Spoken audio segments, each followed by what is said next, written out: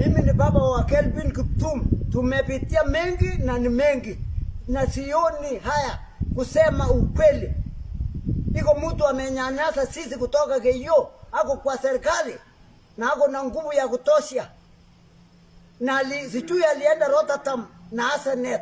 Alikuwa na death certificate, alafu akajifanya yeye ni msasi wa Kelvin Kiptum. Alienda na death certificate yangu na ya bibi yangu.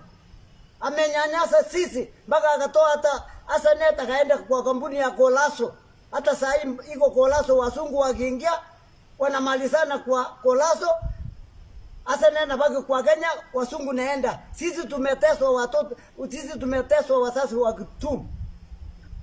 Na alienda Rotterdam 2024 mwezi wa 4 na Asenet.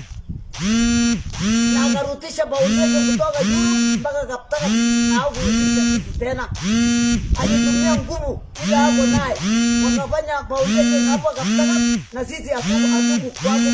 Mimi nashangaa. Mtu msema iko na watu wake na kukuja kunyanyasa sisi. Mimi nalaani yeye na Asenet maishani mwangu. Hata kukuba na bibi yangu na mimi wale wataua sisi ni Asenet na huyo mwenye iko na cheo kwa serikali. Mimi nalaani yeye kwa kaburini ya mtoto yangu mpaka mkube.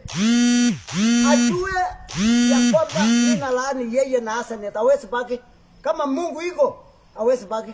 Nataka tu niulize kwa unyenyekevu, baba wa taifa, tangu kibo ya mtoto yangu karibu saa hii mwaka 2, mwezi wa 2 itakuwa mwaka 2, hatujapata risala kukuba kwake.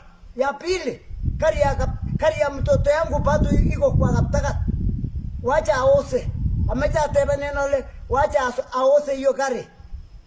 Ni nini kilifanyika mpaka kari saa hii mwaka 2 ijawachilia sisi? Na Asenet ndio najua maneno, anachua juu ya hiyo kari.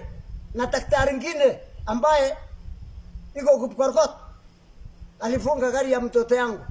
Asante.